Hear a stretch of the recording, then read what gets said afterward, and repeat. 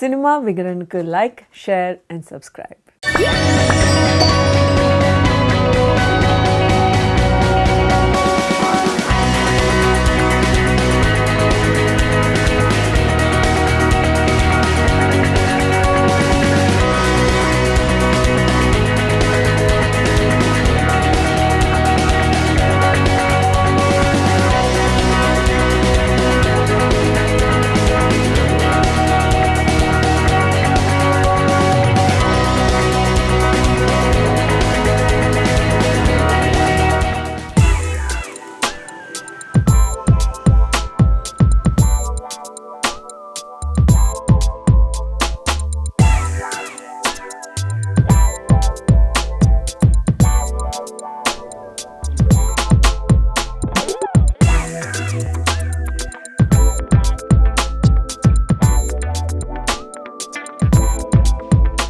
I basically head the mastering department for entire India and Middle East. I'm a senior vice president here and I've been working in this company for more than about 23 years. We handle satellite broadcast, digital cinema, and this has been a core competency of what Real Image is all about. I'll just take you through a walkthrough quickly about what exactly happens in mastering and come let's go.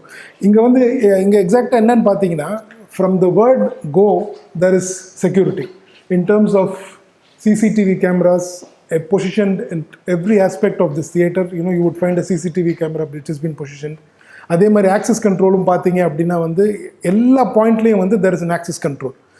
அதாவது எந்த மாதிரி ஒரு access கண்ட்ரோல்னு பார்த்தீங்கன்னா primarily the engineers or coordinators யார் இங்கே இருக்காங்களோ they are not allowed to carry anything beyond this point. அதனால் அது ரொம்ப கிளியராக இங்கே மென்ஷன் பண்ணியிருக்கோம் that any unauthorized media, mobile phones beyond this point is not permissible. So this is one part of it. அதே மாதிரி CCTV camera to monitor every people who comes in and who goes out. அதே மாதிரி இங்கே பார்த்தீங்கன்னா there is a list of members who have access to get into this place. இந்த list எதுக்கு நாங்கள் create பண்ணியிருக்கோம் அப்படின்னு கேட்டிங்கன்னா இது ஒரு facility which has been audited by ISO 27001 which takes care of all the information and security policies of what is required within the department. இந்த டிபார்ட்மெண்ட்டுக்கு என்னெல்லாம் நமக்கு தேவைப்படுமோ அதோடைய அத்தனை செக்யூரிட்டி பெர்ஸ்பெக்டிவும் நாங்கள் ஐஎஸ்ஓ பிரகாரம் மெயின்டைன் பண்ணுறோம். அதே மாதிரி டிஸ்னியும் இந்த ஃபெசிலிட்டியை சர்டிஃபை பண்ணியிருக்காங்க. Disney are certified to make content which can be only transported. So நாங்கள் என்கோட் பண்ண மாட்டோம் டிஸ்னிக்கு, பட் அவங்களும் நிறைய செக்யூரிட்டி ஃபீச்சர்ஸ் வச்சுருக்காங்க. அந்த செக்யூரிட்டியை கம்ப்ளை பண்ணுறோம். ஸோ இந்த செக்யூரிட்டி ஃபீச்சர் எதுக்கு நாங்கள் ப்ரைமரியாக வச்சுருக்கோம் அப்படின்னு கேட்டிங்கன்னா யாருக்கு ப்ரைமரியாக இந்த டிபார்ட்மெண்ட்டுக்குள்ளே வர முடியுமோ அவங்களுக்கு மட்டும்தான் ஆக்சஸ் கொடுத்துருக்கோம். அதே மாதிரி ஆக்சஸ் கண்ட்ரோலுடைய எல்லா டேட்டாவும் நாங்கள் ஒரு வருஷத்துக்கு மெயின்டைன் பண்ணுறோம். ஸோ வாட் ஹேப்பன்ஸ் இஸ் இங்கே ஒரு கண்டென்ட் வருது அப்படின்னா primarily it starts from this gentleman.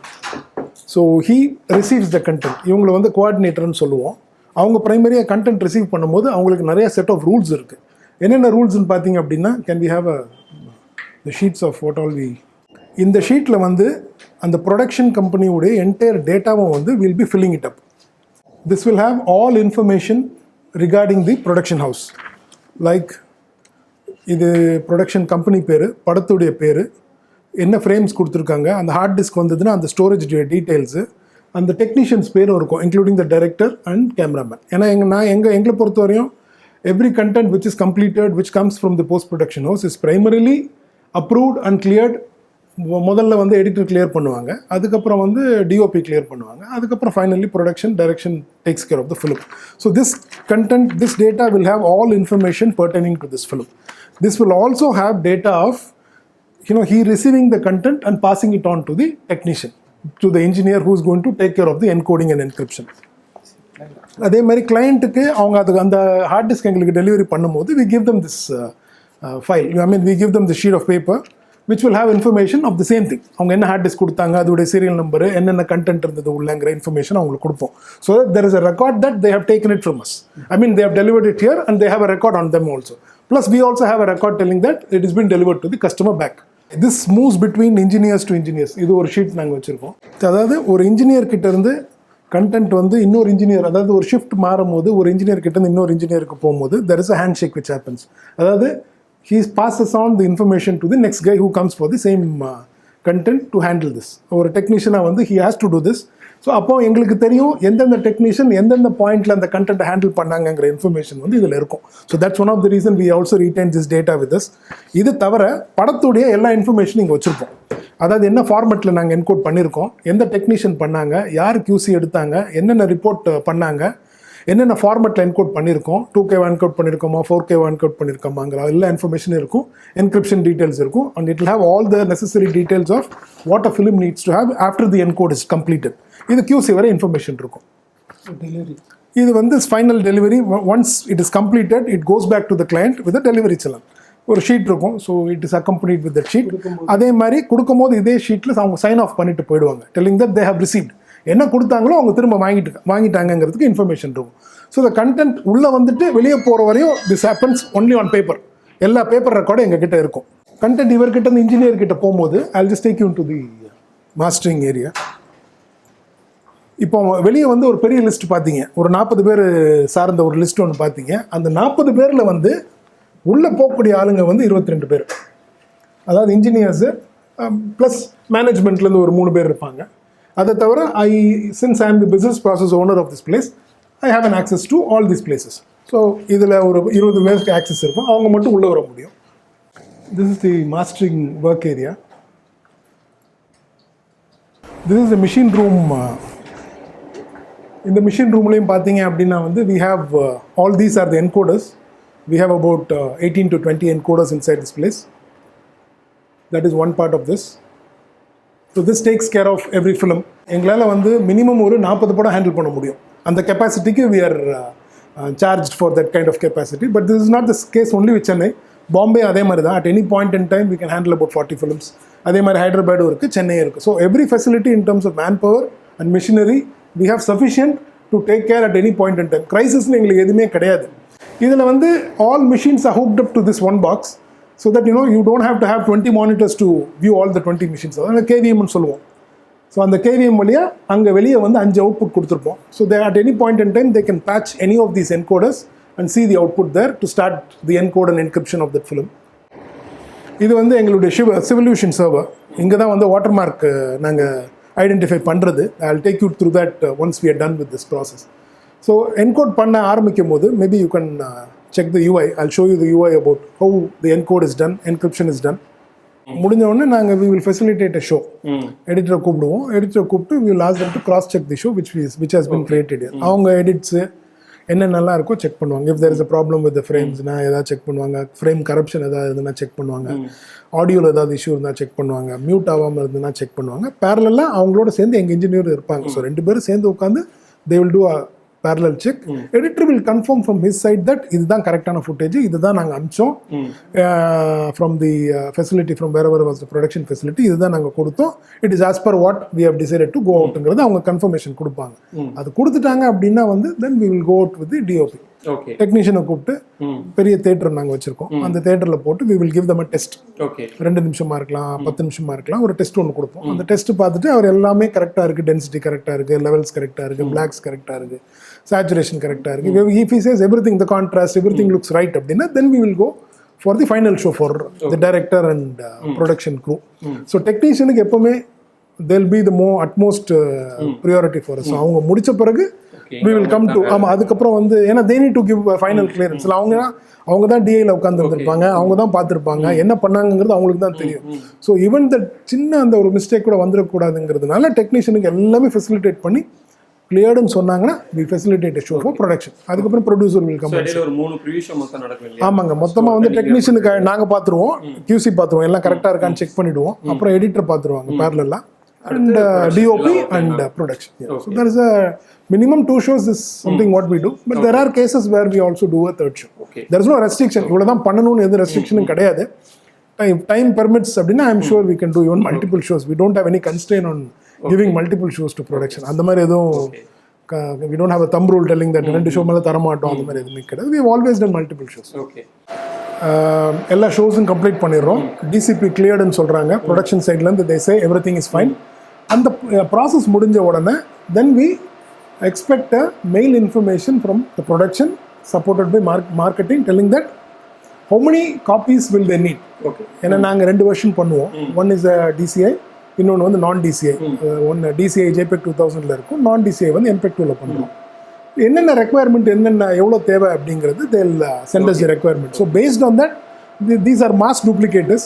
So in the mass duplicationல we create them. Okay, நீங்க அங்க இம்போர்ட் பண்ணி ரெடியான ஃபைலை வந்து டூப்ளிகேட் பண்ணுவோம். அந்த காம்போசிஷனை கிரியேட் பண்ணி வைக்கிறோம்ல, ஜஸ்ட் CD ரைட் பண்ற மாதிரி காப்பீஸ். கரெக்ட். ஆமா, இது வந்து it just does not write, it writes and verifies. Okay, it does both. It does a bit to byte verify.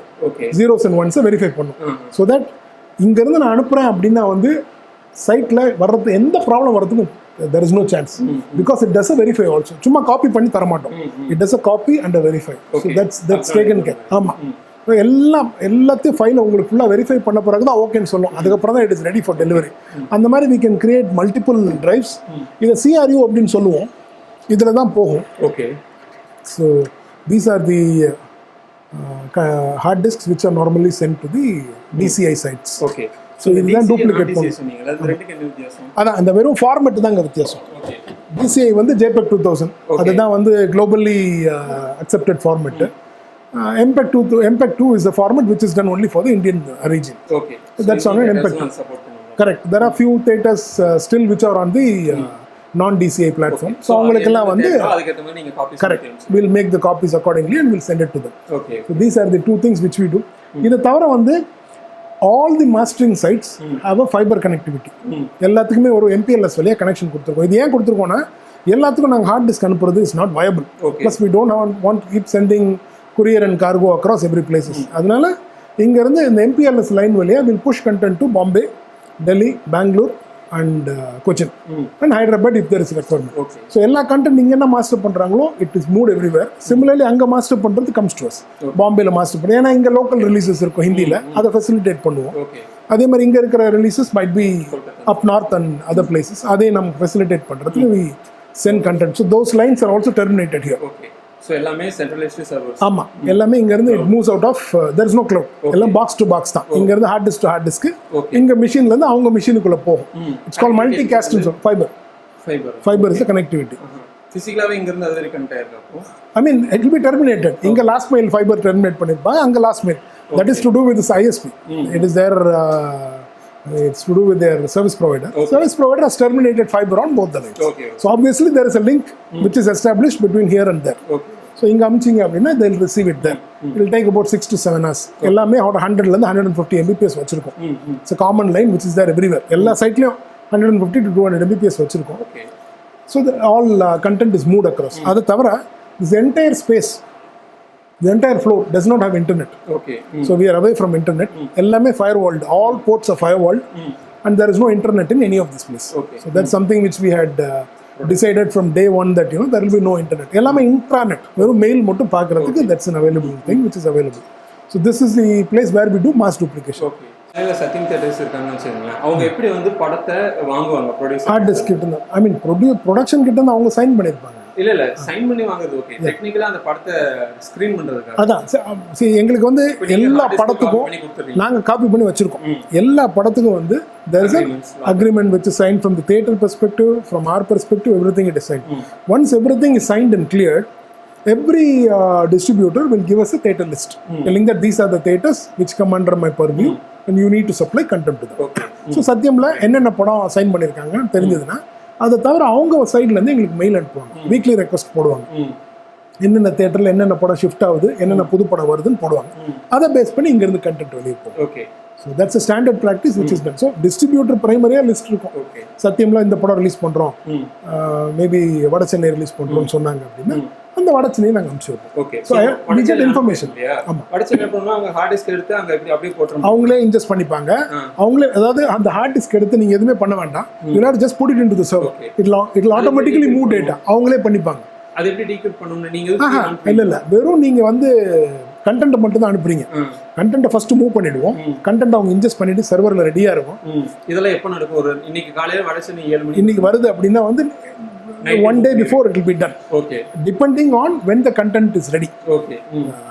As long as we know, we have always made the content available as early as we can. but there are instances with last minute சின்ன சின்ன adjustments இருக்கும், சின்ன சின்ன footages மாற்றிருப்போம், correction பண்ணியிருப்போம், அதெல்லாம் பண்ணி கொடுக்கும்போது it will be cut to cut, but it will still be the previous night. Okay. There are very remote cases it will be in the morning. அவங்க வந்து படத்தை ரெடி பண்ணி அங்க வச்சிருவாங்க, நாங்கள் கொடுத்துருவோம், அவங்க சர்வரில் மாட்டிப்பாங்க, சர்வரில் ஆட்டோமேட்டிக்காக இன்ஜெஸ்ட் ஆகிடும். ஓகே. இன்ஜெஸ்ட் ஆனோன்னு எல்லாத்துக்கும் அவங்க இன்ஜினியர்ஸ் வச்சிருக்காங்க. Satyam is got one set of engineers, இப்போ 30-40 people ஒர்க்கிங். அதே மாதிரி பண்ணிடுவாங்க, அவங்க பாதி பேர் அவங்க பண்ணிடுவாங்க. இல்லாத இடத்துல எங்க இன்ஜினியர்ஸ் எனிவே சைட்ல அவைலபிளா இருப்பாங்க, அவங்க பண்ணி கொடுத்துருவாங்க. ஸோ கண்டென்ட்டை பொறுத்தவரையும் ஆமா, கண்டென்ட்டை பொறுத்தவரையும் கண்டென்ட் உள்ள வந்துடும் சர்வருக்குள்ள. கீ மட்டும் லாஸ்டா தான் ஆத்தரைஸ் பண்ணுவோம். அந்த கீ என்ன, கேடிஎம் என்ன, அதை எக்ஸ்பிளைன் பண்ணுங்க. KDM is key delivery message. இந்த கேடிஎம் என்ன பண்ணுது அப்படின்னு கேட்டிங்க அப்படின்னா, நாங்கள் அந்த என்கிரிப்ஷன் பண்ணுறோம்ல, எல்லா என்கிரிப்ஷன் பண்ணும்போது ஒரு மாஸ்டர் கேடிஎம் ஒன்று ஜென்ரேட் பண்ணுறோம்னு சொன்னோம். இந்த மாஸ்டர் கேடிஎம் ஜென்ரேட் பண்ணுறது எங்களுடைய கீ ஜென்ரேஷன் சிஸ்டம், எங்களுடைய மாஸ்டர் சிஸ்டம் Qube Centralனு சொல்லுவோம். ஓகே. ஸோ அதுக்கு ஜென்ரேட் பண்ணுவோம். அதுக்கு ஒரு சர்டிஃபிகேட் இருக்குது, அந்த சர்டிஃபிகேட்டுக்கு ஜென்ரேட் பண்ணி கொடுத்துருவோம். அதுக்கப்புறம் based on the authorizations approved and all clearances given by production distribution, then we release the KDM. Okay. அவங்க சைட்லேருந்து if they say that everything is clear from our side, then we release this KDM. இந்த KDM என்ன பண்ணுன்னு பார்த்தீங்கன்னா, எல்லா தேட்டருக்குமே வந்து ஒரு dongle இருக்கு, எல்லா பிளே அவுட் சர்வருக்கும் ஒரு டாங்கிள் இருக்கு. That is specific to that server. So நான் கேடிஎம் ஜென்ரேட் பண்ணும்போது அந்த பர்டிகுலர் டாங்கிளுக்கு I will burn a KDM. So அந்த கேடிஎம் எடுத்துட்டு போய் நீங்க பக்கத்து தேட்டரில் போட்டிங்கன்னா வேலை செய்யும். So it is specific to that particular dongle which is got a separate number into it. அதுக்கு ரெண்டுமே ஸ்பெசிஃபிக்காக இருக்கணும். Both needs to be part of each other. அப்போ தான் வந்து it will be able to play. அந்த கேடிஎம் எப்படி delivery பண்ணுவீங்க? 7 மணிக்கு காலையில் படம்னா கூடுமான அளவு the KDMs are generated the previous night. Worst case scenario morning 6 o'clock லாம் கொடுத்துருக்கோம். ஒரு சில time it is gone even like as close as the release கூட வராம லேட் ஆச்சு இல்லையா? I'm not sure about what exactly happened with Simaraja, but normally the KDMs are released well on time. There are cases என்ன மாதிரி காரணங்களா இருக்கும்? I don't know what exactly was the reason. சாதாரணமா கேக்குறேன். ஒரு நார்மலா படத்துக்கு ஒரு சிலர்ல late ஆகும்பாங்கல. There may be some issues internally. Okay. That's between the production and those are issues, you know, which maybe we should not be getting into. Having said that, that's the only one part of it. So KDMs are given as early as we can. There are cases which extends beyond that, which is not under our control. But again, sending out a KDM and putting into the box is the most quickest thing which you can do, because it's just few KB. Okay. The KDM information on the ஒரு 200 KB இல்லை ஒரு 100 KB இல்லை ஒரு 50 KB இல்லை 36 KB, that's the size of the KDM. ஏன்னா it is only a string. Basically it's an alpha numeric string மாதிரி தான் இருக்கும். அதை ஓப்பன் பண்ணி பார்த்தீங்கன்னா உள்ள நிறைய இன்ஃபர்மேஷன் இருக்கும், என் காம்போசிஷன் டீடைல்ஸ்லாம் இருக்கும். அதெல்லாம் எடுத்துட்டு நீங்க பார்த்தீங்கன்னா ஒரு ஸ்ட்ரிங் மாதிரி இருக்கும். அந்த ஸ்ட்ரிங் வந்து something beyond that, it's beyond that. அந்த ஸ்ட்ரிங்கை தான் நீங்க உள்ள போடுறீங்க. ஸோ அவ்வளோதான் KDM பண்ணுது. So KDM is respective to the playout server. Okay. So both needs to go hand in hand. So இது எல்லாமே உங்களுடைய மெஷின் தான் ஜெனரேட் பண்ணுது. KDM everything is through machine. Centralised சர்வருக்கு போயிருது. Correct. அந்த சர்வர்ல இருந்து எந்தெந்த தியேட்டருக்குலாம் நீங்க அனுப்பணுமோ அவங்க எல்லாத்துக்கும் முதல் நாள் நைட் நீங்க அனுப்பிச்சிடுவீங்க. கூடுமான அளவு it is sent the previous night. Okay.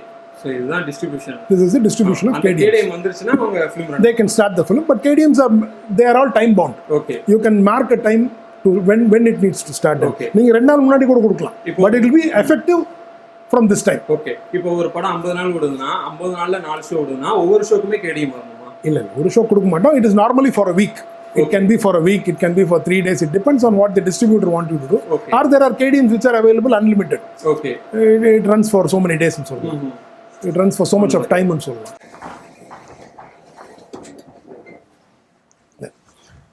What exactly happens is, இப்போ வந்து எல்லா கண்டென்ட்டும் பண்ணும்போது there is a watermark which is on it. Okay. So இந்த வாட்டர்மார்க் என்ன பண்ணுன்னு கேட்டிங்க அப்படின்னா, it's invisible. It's not a visible watermark. யாரும் பார்த்து ஓகே இந்த ஃப்ரேமில் தெரியுது எடுத்துடலான்னு பண்ண முடியாது. It's invisible watermark.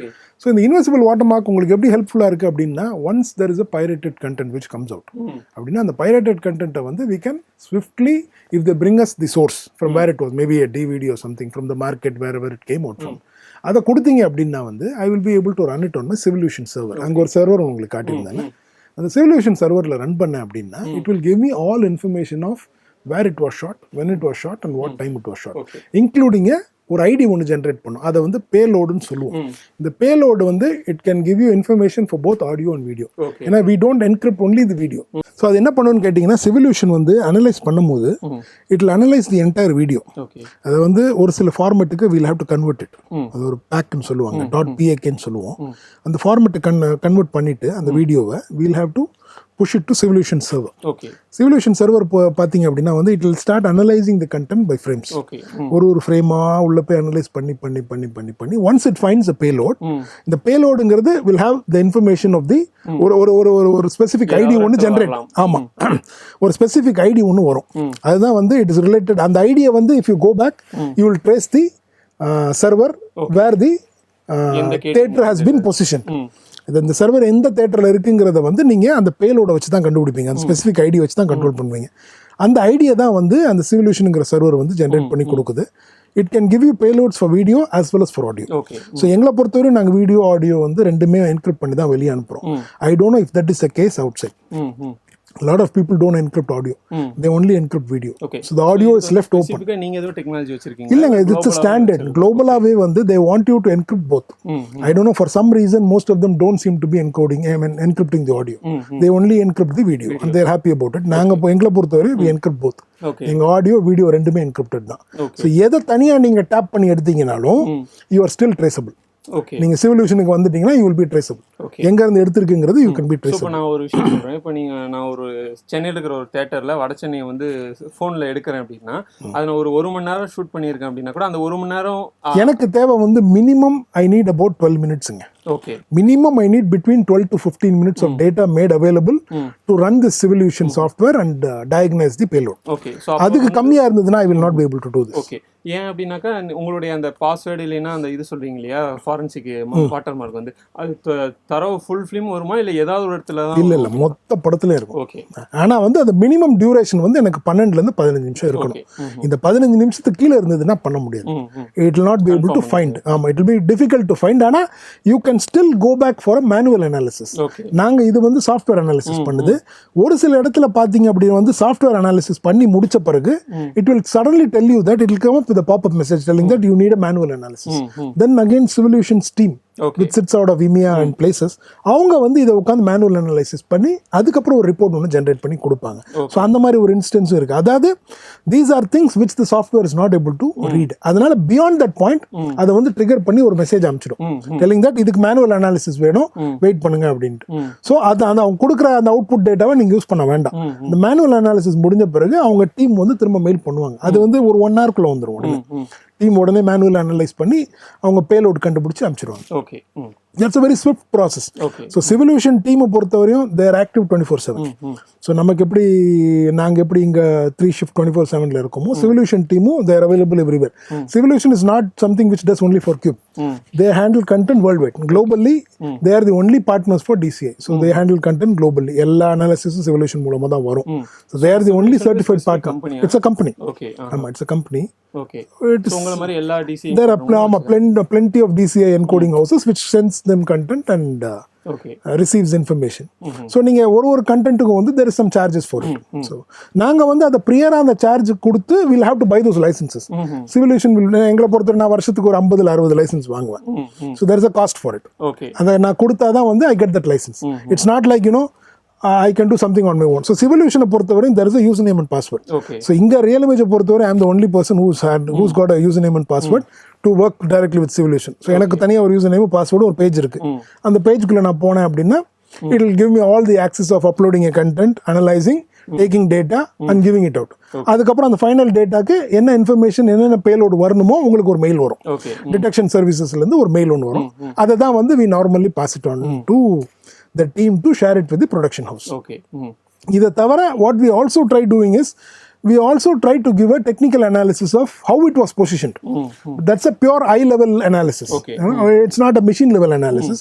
Because being in this industry for about 25-26 years, we surely understand that if there is a content which is made from a proper source or if it is shot inside somewhere. அந்த ஒரு brief analysis நாங்க support பண்ணி கொடுப்போம். அந்த வர்ற கண்டென்ட்ல இருந்து we will try to extract whatever is the possible information we can, and wherever there are indications we try to mark them telling that this is seen இந்த time கோட்ல இது விசிபிளா இருக்கு, ஒரு ஆள் உள்ள நடந்து போனாங்கன்னா அது விசிபிலிட்டி இருக்கும், சேர் விசிபிளா இருக்கு அப்படின்னா வந்து see if somebody is taking a film remotely மேல இருந்து நீங்க எடுத்தீங்க அப்படின்னா you can avoid all these places. You can only focus to the screen. Unlike when you are inside a theater, you cannot avoid any of this. பக்கத்துல பேசுறவங்க சத்தம் கேட்கும், அதெல்லாம் அவாய்ட் பண்ண முடியாது. So those are things which we try to give as an additional information as a technical analysis. அதை கொடுப்போம், மேனுவலா கொடுப்போம். கேமரா வந்து ரிமோட்டா எப்படி பொசிஷன் ஆயிருந்திருக்கலாம் அப்படிங்கிறது, அதாவது based on the frame. ஃப்ரேம்ல ஒரு சின்ன tilt இருந்ததுன்னா we will understand that the camera was not positioned straight, it had a tilt. அதனால படம் வந்து கீஸ்டோன் இருக்கும் படத்துல. ஸோ அந்த அனாலிசிஸ் கொடுப்போம். So these are things which are purely based on the analysis which we come up with. So that might support the theatres or the producers to at some point in time to at least get to a conclusion of okay, it was done inside the theater. அந்த conclusion எங்களால தர முடியும். Okay.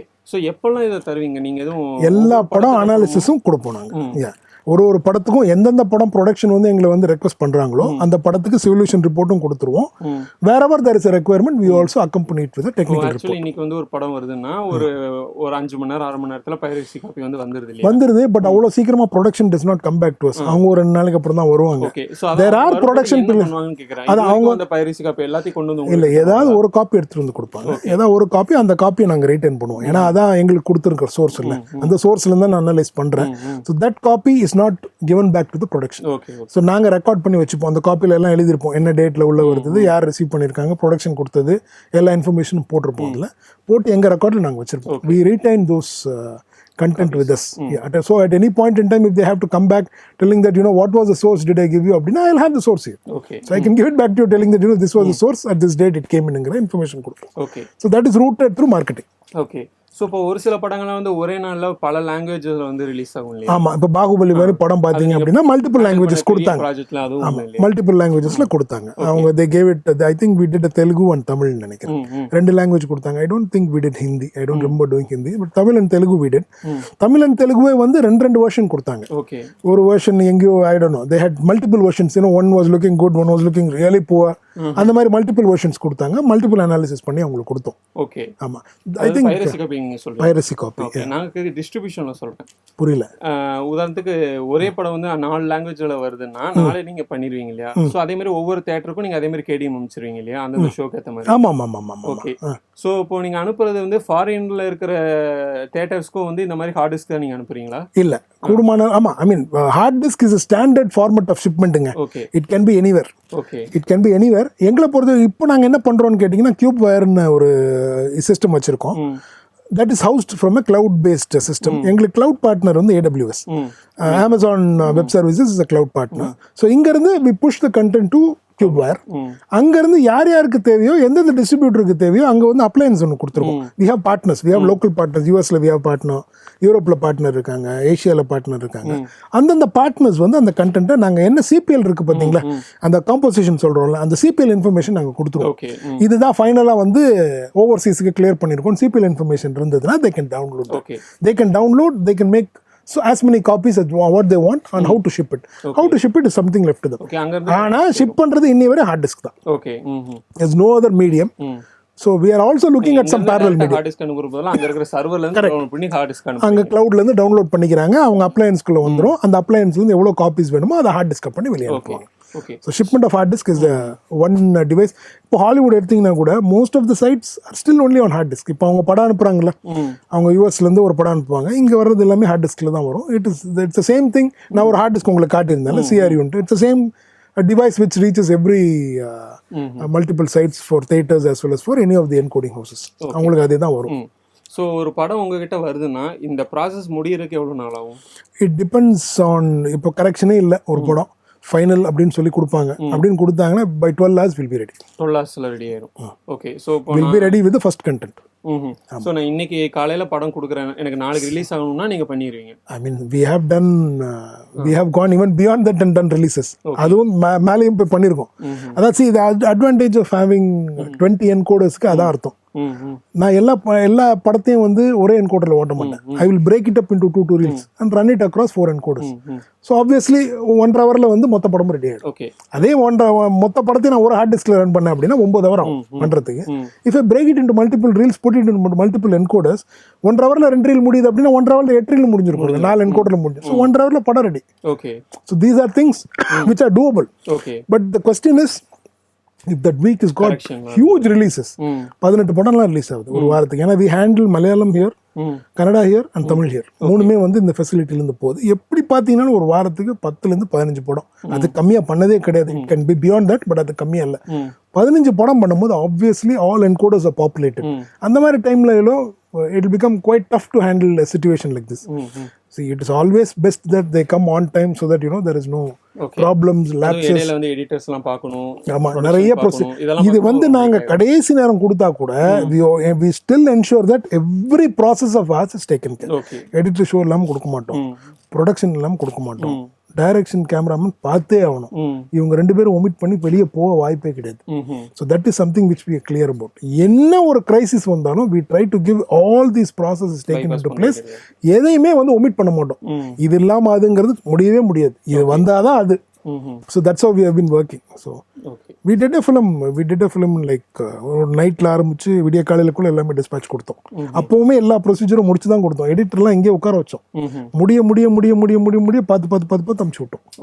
So we can do that. I mean, we can do that. It's not like we cannot do. அதுக்கு தான் வந்து we are equipped sufficiently to handle such crisis also. நம்பர்ஸும் handle பண்ணலாம், இந்த மாதிரி ஒரு கிரைசிஸும் ஹேண்டில் பண்ணலாம். So that's one of the reason the numbers are more in terms. இதே வெளியே ஏதாவது ஃபெசிலிட்டியில் பார்த்தீங்கன்னா 2 என்கோடர் வச்சுருப்பாங்க, மேக்ஸிமம் 3 என்கோடர் வச்சுருப்பாங்க. அதான் மற்ற டிசி. ஆமாம், நாங்கள் 18 என்கோடர் எல்லா சைட்லையும் வச்சுருக்கோம். Almost every site. Bombay is got about 20 encoders. இங்கே 18 என்கோடர் வச்சுருக்கோம். Hyderabad is got about 10. Cochin பார்த்தீங்கன்னா வெறும் மலையாளம் மட்டும் தான் பண்ணுறாங்க. So they have about 8 encoders with them. So அதே மாதிரி ஃபால் பேக்குக்கும் ஐ கேன் யூஸ் தம். அதான் as I was telling you, இந்த சைட்டே வந்து நான் ஃபங்க்ஷனல் ஆயிடுச்சு ஃபார் சம் ரீசன் அப்படின்னா I can still move content to any of the other sites. நாங்க என்கோடர்ஸ் இருக்கு, பார்க் பண்ணி வச்சிருக்கோம். அங்க வழியா திரும்ப நம்ம பண்ணி கூட கொடுத்துட்டு வரலாம். சோ அதே மாதிரி இப்ப ரீ ரிலீஸ் பண்றாங்களே படங்கள் எல்லாம், அப்ப வந்து என்ன பண்ணுவாங்க? திரும்ப கேடிஎம் இல்லங்க, நம்ம கேடிஎம் கண்டிப்பா வாங்கி தான் ஆகணும். But all the content is not read and again. Okay, content எல்லாமே நாங்க வந்து சென்ட்ரல் ஸ்டோரேஜ் ஒன்று வச்சிருக்கோம். வால்ட் ஒன்று இருக்கு. அந்த வால்ட்ல வந்து எல்லா கண்டென்ட்டும் நாங்க இத்தனை வருஷம் பண்ண எல்லா கண்டென்ட்டும் வால்ட்ல பார்க் பண்ணி வச்சிருக்கோம்.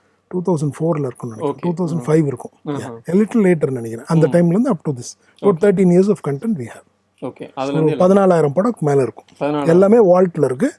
இங்க ஒரு வால்ட் இருக்கு, அப்புறம் இன்னொரு வால்ட் வந்து பாம்பேல வச்சிருக்கோம். ரெண்டுமே சிங்க்ல இருக்கும் எப்பவுமே.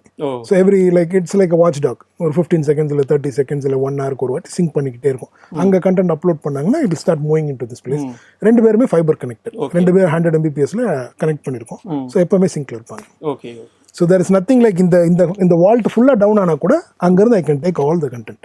என்ன படம் வேணாலும் இருக்கலாம். ஏன்னா ரெண்டுமே சிங்க்ல இருக்காங்க. They've updated, they fully in sync. 2 பேரும் 14,000 படம் வச்சிருக்காங்க. 2 பேரும் சிங்க்லேயே தான் இருப்பாங்க. ஸோ வாரம் படங்கள் வந்து பசங்க இங்கேருந்து அப்லோட் பண்ணிக்கிட்டே இருப்பாங்க. பாம்பேல பண்ற எல்லா படங்களும் அங்கே அப்லோட் பண்ணுவாங்க. These both they'll find a time when they're free and they'll start syncing. Okay. So whenever they are not uploading, that's the time the server thinks both of us are free, and they'll start immediately communicating and they'll start syncing with each other. He'll push, this guy will push. So both contents are populated on both the sides. Okay. So that's how this works. Yeah. Okay. We have a 4K Barco here, and 3 major projector equipment manufacturers are Barco, Christie and NEC.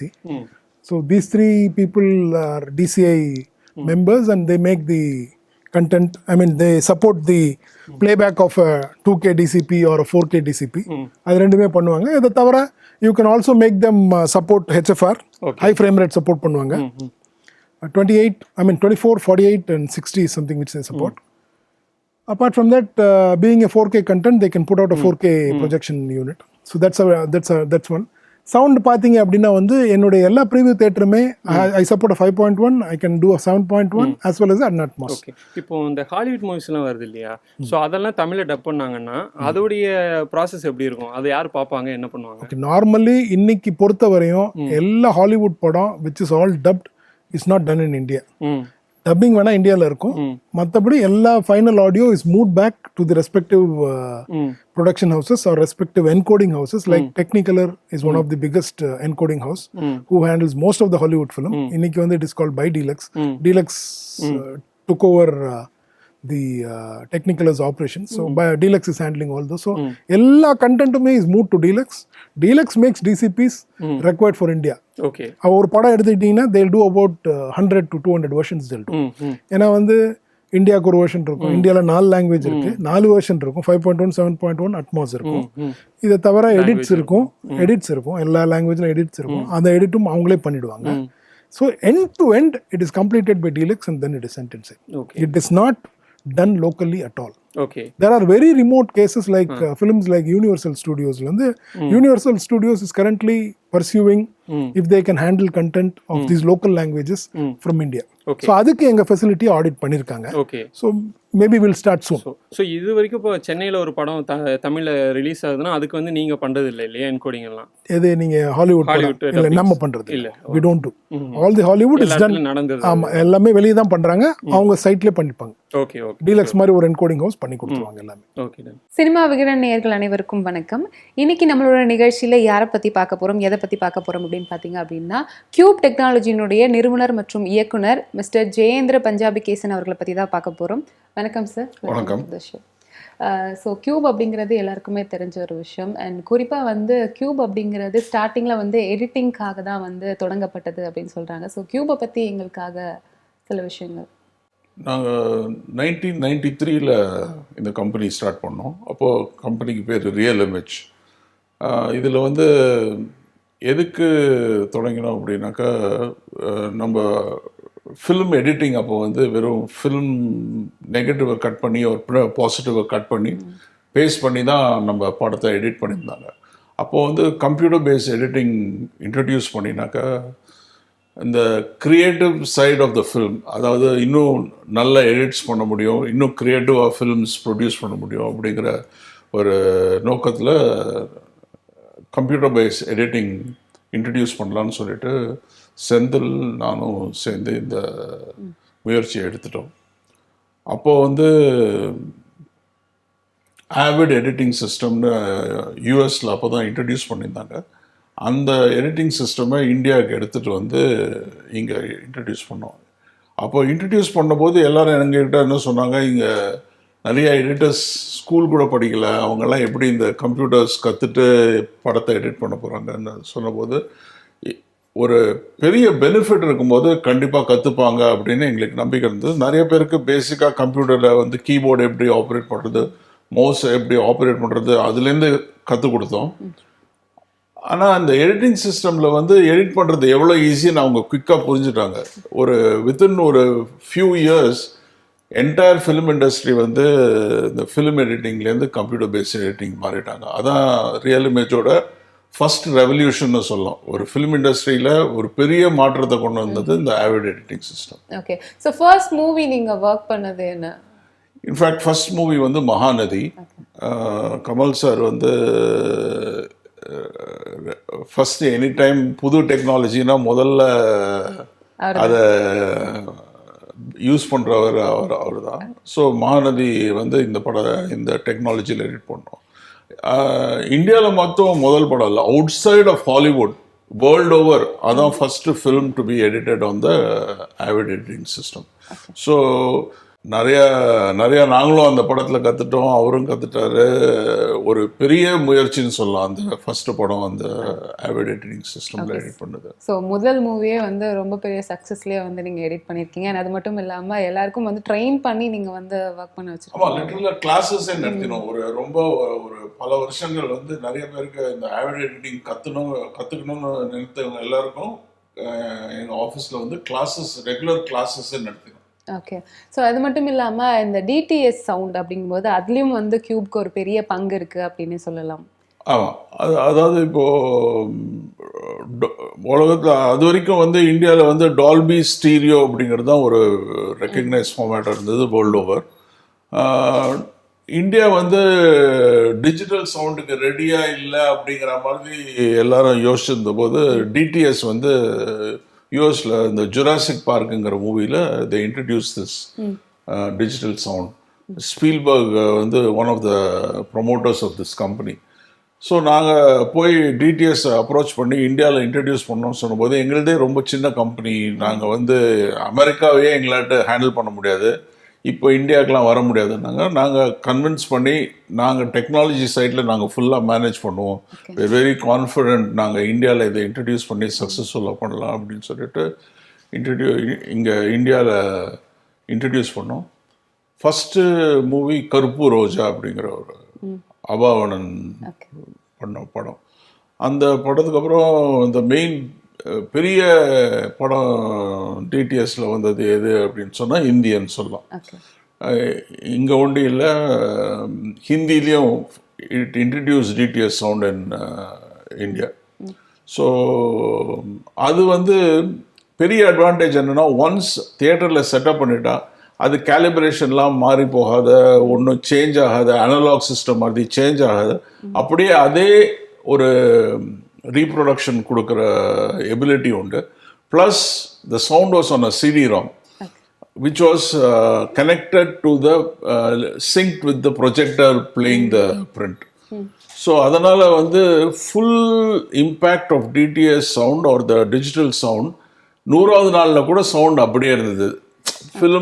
ஃபிலிமில் digital sound இருந்ததுன்னா அது குறையறதுக்கு வாய்ப்பு இருந்தது. இது CD-ROMல இருந்ததுனால 100th டே கூட people good experience sound. அப்போது அந்த காலகட்டத்தில் வந்து தியேட்டரில் ஆடியன்ஸ் ரொம்ப குறைவாக இருந்தது. டிடிஎஸ் வந்து திருப்பி தியேட்டருக்கு மக்களை கூட்டிட்டு வந்ததுன்னு சொல்லலாம். அண்ட் குறிப்பாக நீங்கள் சொன்னது அது நம்ம ஊரில் இது எந்த அளவுக்கு சவாலான ஒரு விஷயம் இது கொண்டு வருது சார்? அதாவது டிஜிட்டலுங்கிறது இனிஷியலாக டிஃபிகல்ட்டாக இருந்தாலும் மெயின்டெனன்ஸ் பொறுத்த வரைக்கும் ரொம்ப ஈஸி. அதாவது ஒரு தியேட்டரில் இன்ஸ்டால் பண்ணிட்டாங்கன்னா அவங்க அதை பற்றி ஒரி பண்ண வேண்டாம். அது அனலாக் மாதிரி அது வந்து மாறிடும், அப்புறமா சவுண்ட் வேறு மாதிரி இருக்கும், கஷ்டமாக இருக்கும். அப்படி ஃபிட் அண்ட் ஃபர்கெட் மாதிரி டிஜிட்டலில் வந்து ஒன்ஸ் கரெக்டாக ஃபிட் பண்ணிட்டோன்னா it will stay. So தியேட்டர்ஸ்க்கு வந்து it was a big advantage. Okay, so அட்வான்டேஜான ஒரு விஷயம் தான் இது இங்கே கொண்டு வருது. ஸோ சவாலான ஒரு விஷயம்னு கூட சொல்லலாம்.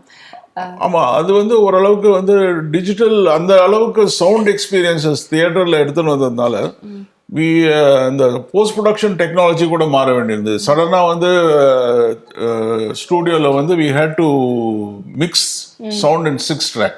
அந்த 6 track சவுண்ட் மிக்சிங்க்கு வந்து அதோட எக்யூப்மெண்ட் ப்ரோ டூல்ஸ் அதுவும் நாங்கள் இன்ட்ரடியூஸ் பண்ணிட்டு, அதே சமயத்தில் நிறையா ஸ்டூடியோவுக்கு வந்து எப்படி 6 trackல மிக்ஸ் பண்ணுறதுங்கிற இதையும் கற்றுக் கொடுத்தோம். ஸோ ஒரு சைடில் வந்து ஃபிலிம் மேக்கர்ஸ், ஆடியோ ஸ்டுடியோஸ் அவங்களுக்கு வந்து இந்த 6 track சவுண்டை எப்படி மிக்ஸ் பண்ணுறது, இன்னொரு சைடில் வந்து தியேட்டரில் வந்து எப்படி இந்த 6 track சவுண்ட் வந்து தியேட்டர்ஸில் ஆடியன்ஸ்க்கு போய் ரீச் ஆகும். ரெண்டுத்தையும் ஒரே சமயத்தில் பண்ணதுனால இந்தியாவில் வந்து ஃபிலிம் சவுண்டில் வந்து ஒரு பெரிய ரெவல்யூஷன் நடந்தது. நிச்சயமா சார், இந்த நீங்கள் ஒர்க்கை கொடுக்கறது மட்டும் இல்லாமல் அதை ட்ரெயின் பண்ணியும் எடுக்கிறீங்க எல்லா இடத்துலையும் அப்படிங்கிறது. ஆமாம், இந்த ஆவிட் எடிட்டிங் போது இந்த டெலிசினின்னு ஒரு ப்ராசஸ் சொல்லுவாங்க. அந்த ஃபிலிம்லேருந்து வீடியோ கன்வெர்ட் பண்ணி எடிட் பண்ணும்போது பண்ணும்போது சில மாற்றங்கள்லாம் தேவைப்படுது டெலிசினியில். அதாவது அந்த ஃபிலிமில் எட்ஜில் நம்பர் இருக்கும், நம்ம கட் பண்ணும்போது அந்த நம்பர் பார்த்துப்பாங்க. அந்த எட்ஜ் நம்பர் கூட கேப்சர் பண்ணுறதுக்கு சில எக்யூப்மெண்ட் டெக்னாலஜிலாம் இன்ஸ்டால் பண்ண வேண்டியது. அதெல்லாம் டெலிசினி ஹவுசஸ்க்கு போய் அவங்களுக்கு இதை ரெக்கமெண்ட் பண்ணி அதை இன்ஸ்டால் பண்ணி அதை எப்படி அதோட ஒர்க் பண்ணுறத அந்த ஒரு ஒரு டெக்னாலஜி எடுத்துன்னு வரோன்னா அது சிம்பிளாக அந்த ப்ராடக்ட் ஒண்டி கொடுத்துட்டு நம்ம இருக்க முடியாது. அது முன்னாடி வந்து எங்கே பாதிக்கும், பின்னாடி எங்கே பாதிக்கும், இதெல்லாம் யோசித்து அந்த ஃபுல் லைன் ஆஃப் ஒர்க் ஃப்ளோக்கு வந்து நம்ம சொல்யூஷன் கொடுக்கணும். அப்போ தான் ஒரு மாற்றத்தை கொண்டு வர முடியும். நிச்சயமா. அண்ட் நீங்கள் சொன்ன மாதிரி முதல்லலாம் வந்து இந்த ஃபிலிம் ரீல்ஸ் தான் இருந்துச்சு. ஸோ இதை வச்சு தான் வந்து படங்கள் இந்த மாதிரி ஃபிலிம் ரீல்ஸ் இதே மாதிரி விஷயங்கள் தான் இருந்துச்சு. ஸோ டெக்னாலஜி டெவலப் ஆகி இப்போ எந்த அளவுக்கு வந்திருக்கு, இது எப்படி பாசிபிளான ஒரு விஷயமா இருந்தது? அதாவது ஆவிட் எடிட்டிங் டிடிஎஸ் சவுண்டெல்லாம் நாங்கள் எடுத்துகிட்டு வரும்போது வெளியிலேருந்து ஒரு டெக்னாலஜி இந்தியாவுக்கு எடுத்துகிட்டு வந்தோம். இது ரெண்டுத்தையும் எடுத்துகிட்டு வரும்போது ஆவிட் எடிட்டிங்கில் வந்து இந்த வீடியோ அண்ட் டிஜிட்டல் பிக்சர் அதை பற்றி நிறையா கற்றுட்டோம். டிடிஎஸ் சவுண்டு எடுத்துகிட்டு வரும்போது இந்த டிஜிட்டல் சவுண்டை பற்றி நிறையா கற்றுட்டோம். இது ரெண்டுத்தையும் கம்பைன் பண்ணி நெக்ஸ்ட்டு டெக்னாலஜி ரெவல்யூஷன் வரும்போது நம்மளே டெக்னாலஜி டெவலப் பண்ணோம், இங்கே இந்தியாவிலே டெவலப் பண்ணோம் அப்படின்னு சொல்லிட்டு தான் எங்கள் குறிக்கோள். அதுக்கு தான் இந்த digital cinema technology digital cinema வரதுக்கு முன்னாடி ஒரு 5-6 years முன்னாடியே நாங்கள் we started work on all digital cinema technology. 2000 we started work on the technology. And ஓரளவுக்கு சொன்னால் ஹாலிவுட் என்ன திங்க் பண்ணியிருந்தாங்களோ அதே லைன்ஸில் வந்து நாங்களும் இங்கே வந்து எங்கள் டெக்னாலஜியை டெவலப் பண்ணியிருந்தோம். ஸோ ஒரு 2-3 ட்ரேட் ஷோஸ் போகும்போது we realize that we were correct on the correct lines. அப்போ ஹாலிவுட் வந்து they came up with a standard and all the Hollywood studios initiative together came up with a set up a association called the DCI Digital Cinema Initiative. அவங்க வந்து digital cinema இப்படி தான் இருக்கணும், இந்த ரெசல்யூஷனில் இருக்கணும், இந்த மாதிரி இருக்கணும், இந்த மாதிரி இருக்கணும், நிறைய ஸ்பெசிஃபிகேஷன்ஸ் போட்டாங்க. இந்த ஸ்பெசிஃபிகேஷன்ஸை மீட் பண்ணி ஒரு டெக்னாலஜி, சினிமாவில் ப்ளேபேக் பண்ணுற டெக்னாலஜி, சினிமாவுக்கோசரம் மாஸ்டர் பண்ணுற டெக்னாலஜி, இதெல்லாம் எங்களால் ப்ரொடியூஸ் பண்ண முடிச்சது. Qube was one of the 5 people in the world who produced the digital cinema technology servers for playback in the theaters. And அதே பார்த்தீங்கன்னாக்கா டிஜிட்டல் சினிமா மாஸ்டரிங்கில் வந்து we are probably one of the fastest mastering systems in the world. So இதனால் ஒரு and மற்றவங்களாம் ஹார்ட்வேரில் பண்ணதை வந்து எங்களாட்ட சாஃப்ட்வேர்லேயே பண்ண முடிஞ்சது. இந்தியா தெரியும் எல்லாருக்குமே, சாஃப்ட்வேர் இந்தியாவோட ஸ்ட்ரென்த்து. அந்த சாஃப்ட்வேர் ஸ்ட்ரென்த்தை யூஸ் பண்ணி எங்களாட்ட நிறைய விஷயத்த சாஃப்ட்வேர்லேயே பண்ண முடியுது. இந்த மாதிரி ஒரு end to end digital cinema solution, அதாவது மாஸ்டரிங்கில் ஆரம்பித்து அப்படியே சினிமா தியேட்டருக்கு அனுப்புறதுக்கு வந்து we either use data lines or satellite or during the தியேட்டரில் வந்து ப்ளேபேக் பண்ணுறதுக்கு, அந்த மாதிரி ஃபுல் ரேஞ்ச் ஆஃப் ப்ராடக்ட்ஸுக்கு வந்து we were able to develop solutions. இந்த சொல்யூஷன்ஸ் கிட்டத்தட்ட 42 கண்ட்ரீஸில் இன்றைக்கி யூஸ் பண்ணுறாங்கன்னா அது வந்து கியூபோட இனோவேட்டிவ் அப்ரோச் டு டெக்னாலஜி தான் சொல்லலாம். சூப்பர். ஸோ இந்த பைரசி அப்படின்ற ஒரு விஷயத்தை பற்றி நம்ம பேசி ஆகணும். ஸோ எவ்வளோதான் வந்து நம்ம டெக்னாலஜி வைஸ் இம்ப்ரூவ் ஆயிருந்தாலும் அந்த விஷயத்தை நம்மளால் கண்ட்ரோல் பண்ணவே முடியல. இதுக்கு என்ன காரணமாக இருக்கும் சார்? அதாவது when டிஜிட்டல் சினிமா டிஃபைன் பண்ணும்போது standards, one of the most important thing was இந்த நம்ம சினிமா தியேட்டருக்கு கண்டென்ட் அனுப்பும்போதோ அந்த கண்டென்ட்டை வந்து அவங்க சர்வரில் ஸ்டோர் பண்ணும்போதோ ப்ளேபேக் பண்ணும்போதோ யாரும் காப்பி பண்ணக்கூடாது. அந்த மாதிரி ப்ரொடெக்ஷன் இருக்கணும்னு சொல்லிட்டு, இப்போ நம்ம ஒரு ஹார்ட் டிரைவில் வந்து ஒரு படத்தை வந்து தியேட்டருக்கு அனுப்புகிறோன்னா வழியில் வந்து அதை யாராவது எடுத்துட்டாங்கன்னா அந்த ஹார்ட் டிரைவை அவங்களாட்ட அதை வச்சுட்டு இன்னுமே பண்ண முடியாது. அதை மாதிரி ஒரு ப்ரொடெக்ஷன் இருக்குது. அதே சமயத்தில் அந்த படத்தை வந்து நம்ம சர்வரில் லோட் பண்ணிட்டோம்னா அந்த சர்வர்லேருந்து ஒரு கேபிள் எதையாவது போட்டு அவங்களாட்ட வந்து அதை காப்பி பண்ண முடியாது. படம் இன்னொரு விஷயம் பாருங்கள், படம் வந்து சர்வர்லேருந்து ப்ரொஜெக்டருக்கு போய் ப்ளே ஆகுது. அந்த ப்ரொஜெக்டருக்கு போகிற கேபிளை நடுவில் கட் பண்ணி நம்ம வேற ஒரு ஏதாவது அட்டாச் பண்ணியும் படத்தை காப்பி பண்ண முடியாது. அது மாதிரி எல்லா விதத்துலையும் வந்து நம்ம படத்தை காப்பி பண்ண முடியாத அளவுக்கு ப்ரொடக்ஷன் பண்ணி வச்சுருக்கோம். இது இப்போ வந்து இதெல்லாம் பண்ணியிருக்கும் போது எப்படி பைரசி வருது அப்படின்னா ஒரே ஒரு விதத்தில் தான் பைரசி வர முடியும். அதாவது தியேட்டரில் வந்து ஸ்க்ரீன்லேருந்து கேமரா வச்சு காப்பி பண்ணி படத்தை எடுக்கலாம். இப்போ வந்து முன்னாடி வந்து கேமரா பிரிண்ட்னா அவ்வளோ நல்லா இருக்காதும்பாங்க. இப்போ வந்து கேமராஸ்லாம் ரொம்ப நல்லா ஆயிடுச்சு. ஸோ அதனால் ஸ்க்ரீன்லேருந்து ஷூட் பண்ணால் ரொம்ப நல்லா இருக்கு குவாலிட்டி. ஸோ அதனால் பைரட்டட் தோ காப்பி பண்ண முடியாத இருந்தாலும் ஸ்க்ரீன்லேருந்து தான் ஷூட் பண்ணி பைரசி பண்ணணுங்கிற ஒரு காலகட்டத்தில் குவாலிட்டி ரொம்ப நல்லா இருக்குது. இது எப்படி தடுக்கிறது அப்படின்னு பார்த்தாக்க இப்போது என்ன பண்ணினோம், one of the specifications of the Hollywood international standards which Qube வந்து டிஜிட்டல் இன்டர்நேஷ்னல் ஸ்டாண்டர்ட் ஃபார்மேட்டு ஒரு லோவர் ஸ்டாண்டர்ட் சினிமா ஸ்டாண்டர்ட் ரெண்டுத்துலேயும் என்ன ஃபாலோ பண்ணுறதுனா ஃபொரன்சிக் வாட்டர் மார்க்கிங் சொல்கிறோம். அதாவது கண்ணுக்கு தெரியாத ஒரு மார்க்கிங் இருக்கும் அந்த பிரிண்டில். ஸோ யாராவது காப்பி பண்ணாங்கன்னா எந்த தியேட்டரில் எந்த டயத்தில் அவங்க காப்பி பண்ணாங்க அப்படின்னு அளவுக்கு சொல்ல முடியும். ஸோ இதில் என்ன பண்ணுறது, ஒரு ஆர்கனைஸ்டாக யாரும் வந்து காப்பி பண்ண மாட்டாங்க. அதாவது ஒரு தியேட்டர் வந்து அவங்களுக்கு தெரியும் இந்த மாதிரி ஒரு டெக்னாலஜி இருக்குது அப்படின்னு சொல்லிட்டு. ஸோ இதுலேருந்து காப்பி பண்ணால் யாரும் இப்போது தியேட்டர் ப்ரொஜெக்டர் ஆப்ரேட்டர் காப்பி பண்ணுறாருன்னு வச்சுக்கோங்க, அவருக்கு தெரியும் இந்த மார்க்கிங் இருக்குது அதனால அவன் மாட்டிப்பான்னு சொல்லிட்டு.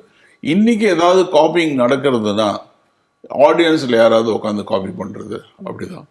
இதுக்கு வந்து மோர் விஜில் தியேட்டரில் போய் ஷோவும்போது ஃபஸ்ட்டு ஃபியூ டேஸில் ஷோவும்போது யாராவது கேமரா வச்சுட்டு உட்காந்துருக்காங்களா, கேமரா வச்சு காப்பி பண்ணுறாங்களா அப்படின்னு பார்க்க வேண்டிய கட்டாயம் இருக்கே வழிய.